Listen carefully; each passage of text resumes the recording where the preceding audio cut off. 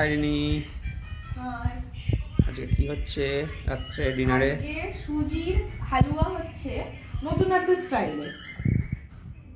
সেটা হচ্ছে সবাই তো সুজি ভেজে ঘি দিয়ে ভেজে তারপরে জল দিয়ে তারপরে চিনি দেয়। আমি আজকে একটু আলাদা স্টাইলে করেছি, চিনির জল করেছি, শিরা করে সুজিটাকে পুরো গাওয়া ঘিয়ে ভেজে ওর মধ্যে ঢেলে দিয়েছি। আর এই যে আমার সব ড্রাই ফ্রুট কেটে রেখেছি, এই ড্রাই ফ্রুটগুলো নামানোর সময় ছড়িয়ে দিয়ে দেবো।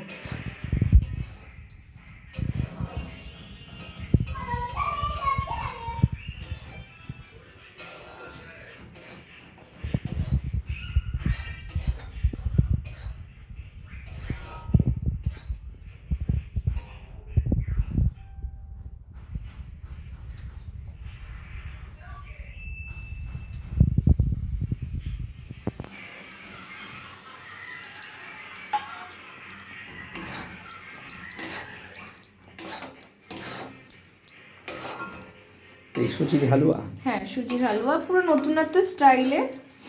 এরকম বেশিরভাগ আমাদের মানে অবাঙালিরা এইভাবেই সুজি হালুয়া বানিয়ে ওরা খায়। মানে এটা আমি শিখেছি একজনের থেকে, সে বলেছে আমাকে। কিভাবে হয় রেসিপিটা একবার বলে দাও। ঘিয়ের মধ্যে যেরকম সুজি আমরা নর্মালি ঘিয়ের মধ্যে ভাজি, শুধু জলটা চিনি দিয়ে, চিনির মধ্যে জল দিয়ে আলাদা জায়গায় এই বাটিতে আমি ফুটিয়েছি, ফুটিয়ে ওর মধ্যে ঢেলে দিয়েছি। ভাজা যখন লাল লাল হয়ে গেছে সুজি, তার মধ্যে ঢেলে দিয়েছি, ঢেলে দিয়ে ফুটেছে।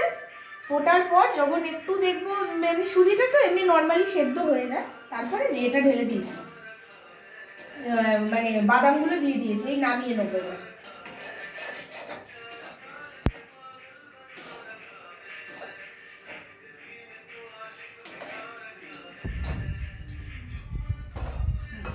বন্ধুরা তোমরা একবার খেয়ে দেখো, অবশ্যই তোমাদের ভালো লাগবে। আমিও বা আজকে প্রথম করলাম, আমি জানি না, খেয়ে তোমাদের বলবো কেমন হয়েছে।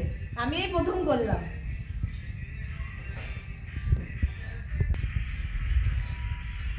ইনি এখন মন দিয়ে রান্না করছে।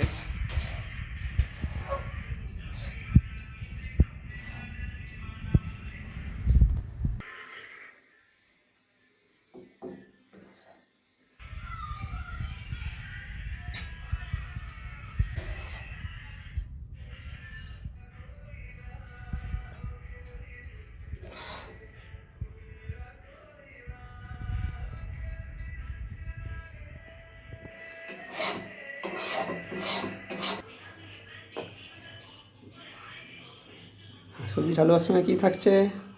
পরোটা। এটা আমার শাশুড়ি মায়ের পদ্ধতিতে আমরা পরোটা রুটি খাই বন্ধুরা। আমরা ঠান্ডা জলে কিছু খাই না, মানে আমার শ্বশুর বাড়িতে খাওয়াই হয় না। আমার শাশুড়ি মারা সবসময় গরম জলে সব কিছু খায়। বন্ধুরা আমি ফুটন্ত গরম জল দিয়ে পরোটা করি, পরোটা কি রুটি আমি সবই গরম জল দিয়ে করি, একবারে ফুটন্ত। তাহলে কেউ কিন্তু বন্ধুরা ভুলেও হাত দেবেন না, হাত পুড়ে যাবে। এরকম চামচ বা খন্তি হাতার পিছন দিক দিয়ে গোলাবেন। বারবার বলছি কেউ হাত দেবেন না ভুলেও, হাতে ছ্যাঁকা খাবেন। পরোটাটা প্রচণ্ড নরম হয়। আপনি যদি মনে করেন যে কাউকে টিফিনে দেবেন, অফিসে দেবেন, মানে একবার করে দেখবেন। অনেকে মানে আমার শ্বশুর বাড়িতে সব সময় এরকম ভাবে রুটি পরোটা হয়, আর এটা আমি আমার শাশুড়ি মায়ের থেকেই শিখেছি। এটাতে গ্যাসটাও মানে যাদের একটু গ্যাসের ধাত আছে রুটি খেলে, বা বাড়িতে বয়স্ক, মেনলি আমার শ্বশুর মশাইয়ের মানে দাঁত নেই, উনি একটু দাঁতের সমস্যা বাবার, সেই জন্যই মা এইভাবে আমাদের সবাইকে খাইয়েছে। আর এখন আমার হাজবেন্ড, আমার ছেলে, আমরা সবাই এইভাবেই রুটি খেতে অভ্যস্ত। মানে এতটাই নরম হয়, তোমরা না খেলে বুঝবে না। একদিন অবশ্যই এটা ট্রাই করো। মানে সকালে যদি কারুর হাজবেন্ড বা ছেলে যেই হোক টিফিন নিয়ে গেলে যদি সকালে করে দেন, সে কখনো দুপুরে খাক, যখন ইচ্ছা খাক, একটুও শক্ত হবে না।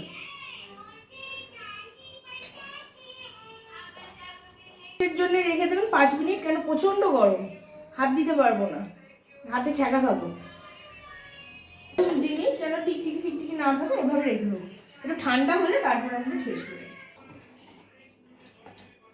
এখন চলছে আঠা মাখা ময়দা মাখার কাজ। ময়দা মাখা, টাটা।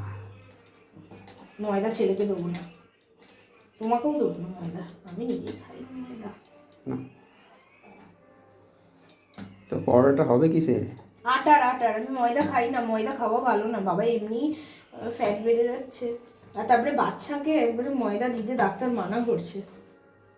বন্ধুরা ময়দা বেশি খাবেন না, শরীরের পক্ষে একটু ভালো না, বা যে পছন্দ করেন তার ব্যাপারটা আলাদা, আমি কাউকে ওইভাবে মানা করছি না, জাস্ট আমি বলছি। কতটাই নরম হয়েছে।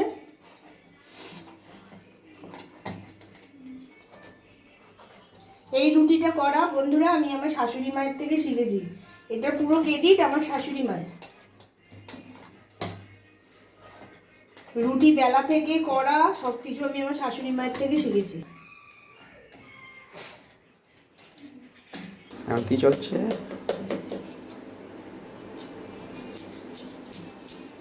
পরোটা বেলার কাজ চলছে। এই পরোটা তো তিকোনা হয়, গোল কেন? দূর, অত রাত হয়ে গেছে, আমি এখন তিকোনা বের। শর্টকাট পরোটা গোল। বন্ধুরা শর্টকাটে পরোটা করছি, তিকোনা করলে অনেকটা সময় যায় বন্ধুরা। এই ব্রাশ দিয়ে অল্প অল্প করে, তোমার দাদাভাই পছন্দ করে না বেশি তেলে খাওয়া।